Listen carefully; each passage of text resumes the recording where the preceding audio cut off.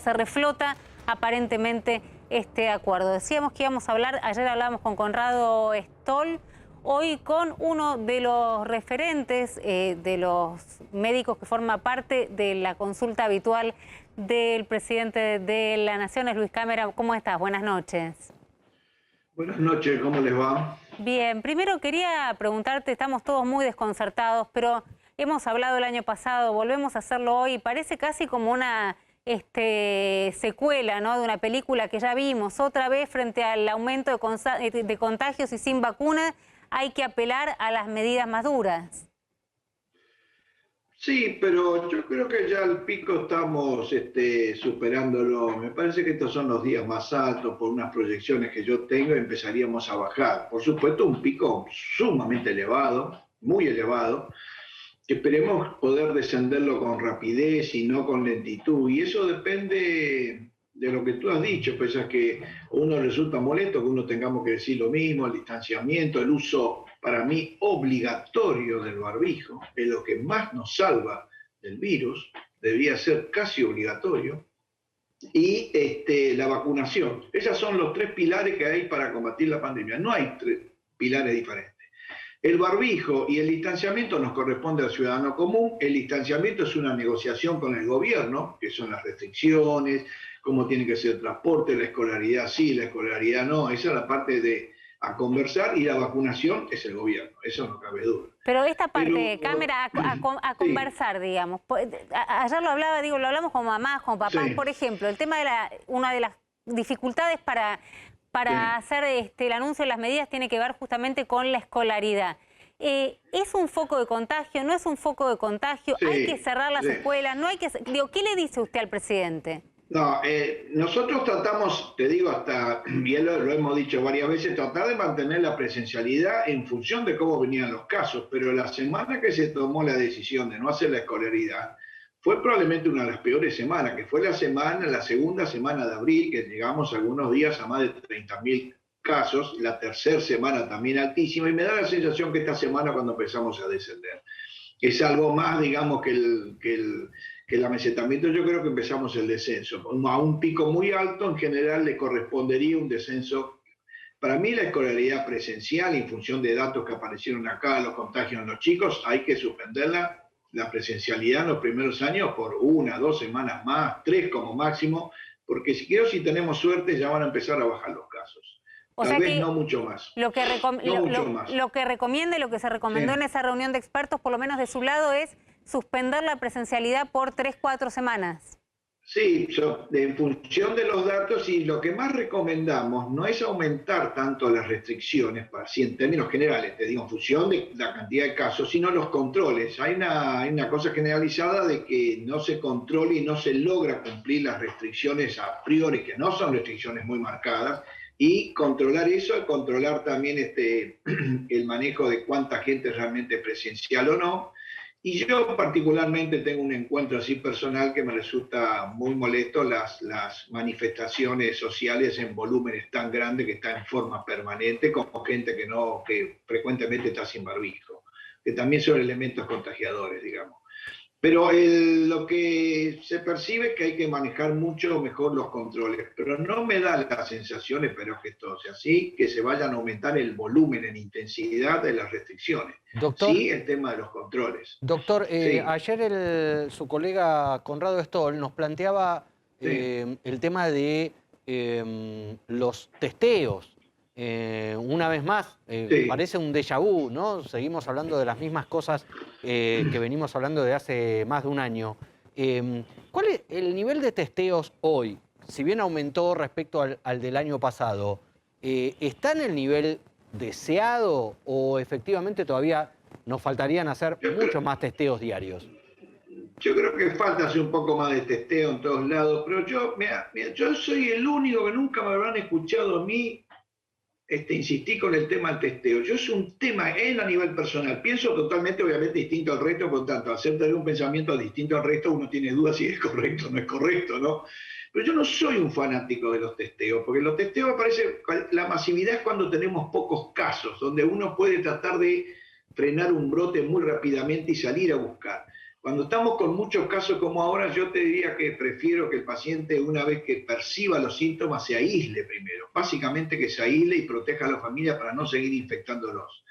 Yo creo que salir a buscar hacer testeo en forma masiva en este momento, no sé si vamos a tener demasiado logro en frenar la epidemia. Vamos a diagnosticar más, pero si la gente no cambia su manera de comportarse, no usa el barbijo más tiempo y no cometes algunos errores para contagiarse, si yo tengo más testeo solamente voy a tener más diagnóstico, pero no voy a frenar el número de contagios. Esta es mi visión. Es totalmente original, puede ser totalmente criticable, pero para mí es más importante el cómo nos comportamos nosotros para no contagiarnos que el hecho que me digan me contagió o no me contagié. Cámara, doctor. Sí, reconozco que es original y criticable lo que digo, porque debo ser el único que dice. Sí, porque casi la regla es como testear, aislar, ¿no? Acá está diciendo otra cosa, que eso no te va a evitar el contagio. El Consejo de Asesores, el Comité de Expertos, ¿ha hecho una evaluación de si esto que vivimos en estas últimas 2 semanas es consecuencia de aquel mensaje del gobierno de vayan de vacaciones en Semana Santa? Y en todo caso, si eso fuera así, sería un error de aquel momento, pero algo alentador ahora. ¿Se corrigió o pasó esa ola por aquel problema y entonces debería bajar? No. Le pregunto eso porque eso también uno lo piensa en relación con las clases. Se generan más casos por Semana Santa, pero después se cierran las clases. ¿Es un error verlo así? Espera, sí, déjame, yo te iba a contestar de cómo fue esta ola. Esta ola, por epidemiólogos de afuera, ya estaba pronosticada para esta fecha. De hecho, yo creo que una vez escuché a la propia doctora Ángela Gentile, yo creo que fue en noviembre o en diciembre, dijo en marzo tenemos la segunda ola. Así que uno entró a buscar datos de epidemiólogos internacionales y ya estaba preparado para lo que sería abril que tuviésemos la segunda ola. Cuando yo en un momento dado dije la cantidad de fallecidos que podía haber, que eso fue el 15 de mayo, a partir de ahí se generaron muchos cambios, como que era algo que estaba flotando en el ambiente y nadie lo decía. Ya aproximadamente, te diría, el 10 de marzo, siguiendo unos números, el famoso es ese número, el R, que más de 1 es más casos, hay más contagio, todos los días tenemos más, y menos de 1 cada vez tengo un número menos, ya empezó a subir te diría, a partir del 10-12 de marzo. Ahí es cuando yo me alerté que ya me estaba dando cuenta que estaba viniendo la segunda ola un poco anticipada, que estaba, entre comillas, por los epidemiólogos del exterior, preparado para abril y no en marzo. Eso se potenció en esa época. Lo que parecía que podía generar, ¿cómo se llama?, la Semana Santa, no aumentó ese número. Ese número fue muy elevado en marzo, probablemente la tercera y cuarta semana de marzo. No aumentó después de la Semana Santa. Por lo tanto, da la sensación, por esos números, que la Semana Santa no tuvo impacto. Ya la ola se empezó a desarrollar en la segunda semana de marzo y aumentó a esta velocidad con un ángulo de ataque de un 80%, que muchas veces ustedes habrán escuchado que decían que era casi una pared. Pero al avanzar en forma tan rápida, también es posible que el descenso sea rápido, y en eso yo estoy preocupado, porque yo veo que el descenso va a ocurrir. Las proyecciones que yo tengo, es posible que a finales de mayo el número de casos sea parecido que al principio de marzo, siempre y cuando la conducta nuestra del ciudadano común esté tratando de mantener a rajatabla las medidas de contención de la epidemia. O sea que no fue un error. Lo que sí va a ser muy crítico. No fue un error. A mí me parece. Numéricamente, te digo, no me parece que haya impactado. Numéricamente, si fue un error o no, es otra cosa, ya no te lo puedo decir, pero numéricamente no impactó. Esto empezó, te diría, el día 10 a 15 de marzo. Lo que probablemente, y esto no lo sé, yo puedo hacer un análisis parecido a lo que pasó cuando estábamos descendiendo en noviembre, que la primera semana de diciembre llegamos a tener en la ciudad de Buenos Aires 300 casos, ahora tuvimos 3.300, 10 veces más.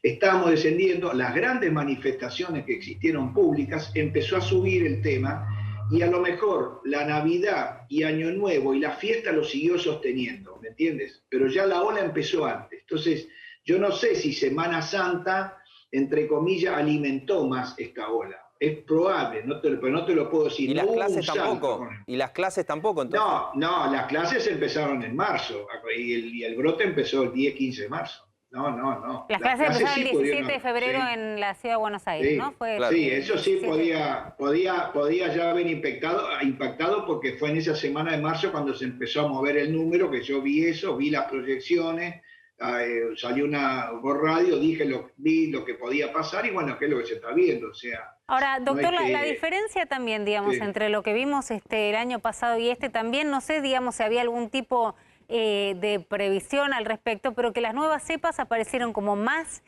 agresivas y Sí. atacando una población de adultos jóvenes que no había Sí. pasado durante la primera ola, que son los que hoy se están viendo en terapia intensiva, en las Sí. unidades de terapia intensiva que están Sí. al borde del colapso.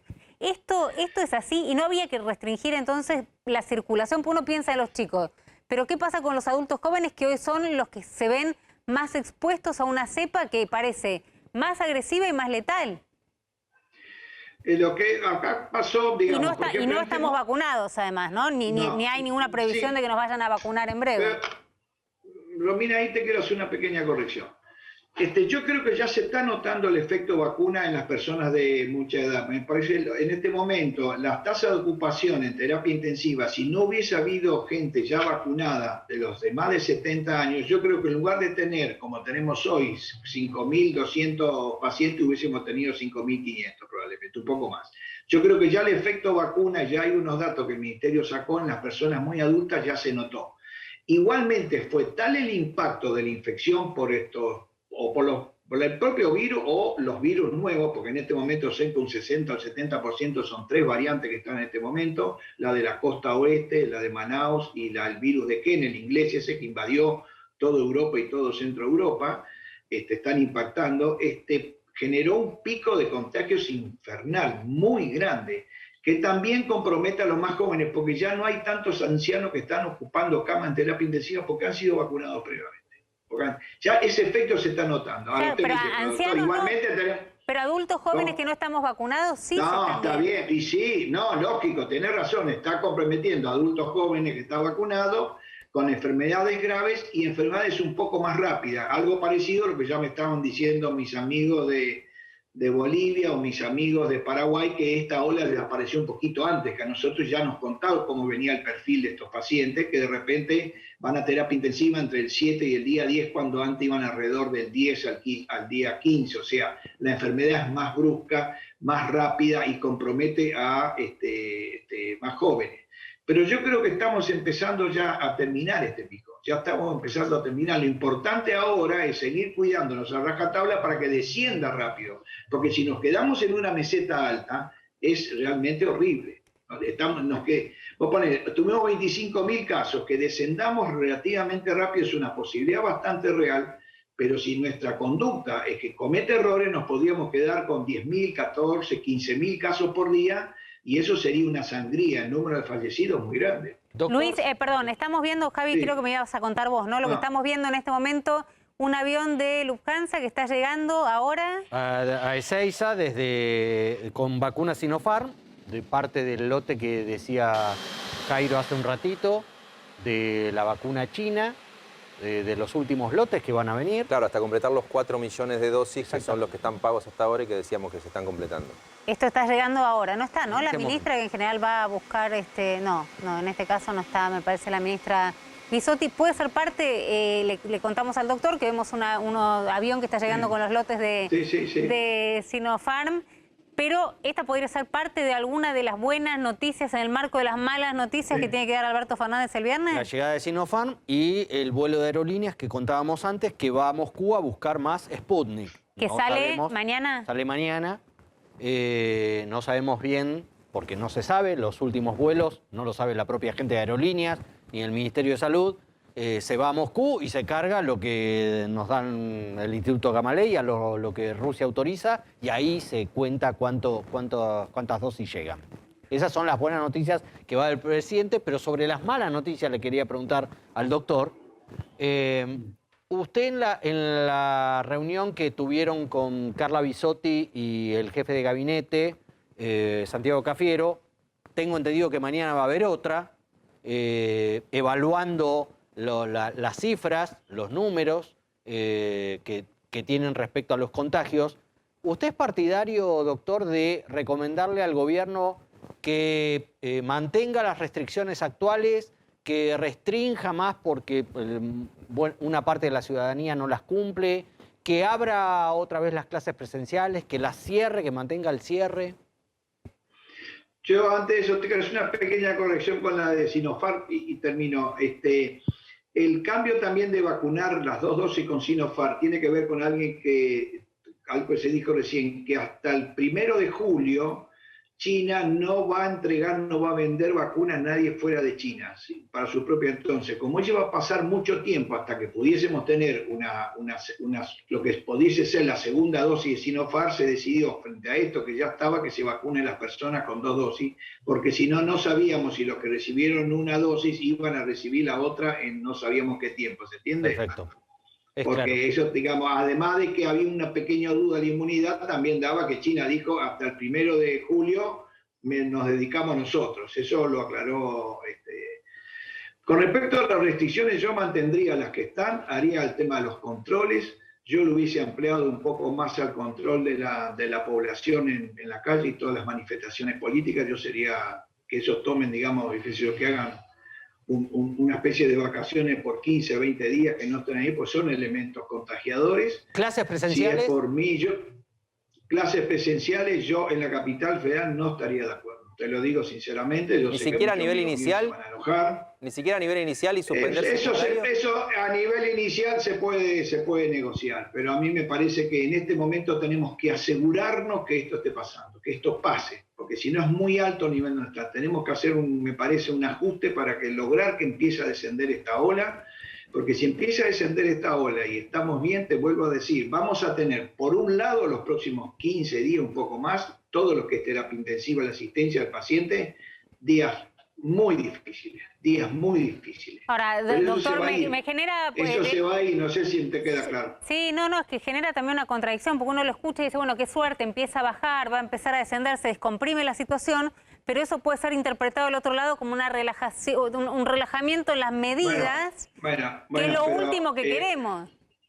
No, sí, bueno, pero a ver, a mí me gusta tratar de decir la verdad. No quiero que me mientas, no quiero que me mientas. Yo te digo la verdad que yo creo, o puedo estar equivocado.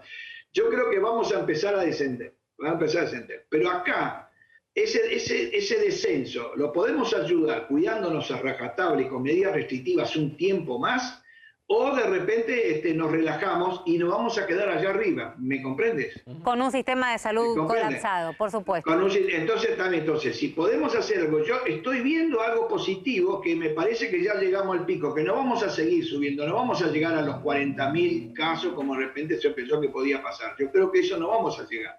Pero a donde estamos es una cosa horrible, digamos. Yo te lo puedo poner simplemente en ejemplo. Hoy que tuvimos 24 o 25.000 casos, para que uno tenga una idea de la población, como yo lo pongo en términos más prácticos. Hoy el coronavirus le selló el destino a más de 500 personas.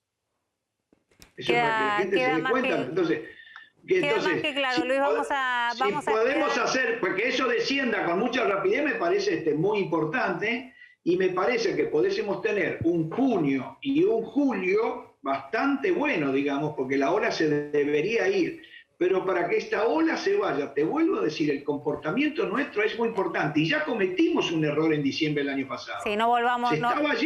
Se estaba yendo la ola y no sé, le dimos vitamina, le dimos fertilizante, alentamos y nos fuimos para arriba. Entonces, porque el virus apenas te descuidas aparece, es un enemigo mortal. Doctor, muchísimas gracias por compartir esta noche con nosotros, noche de,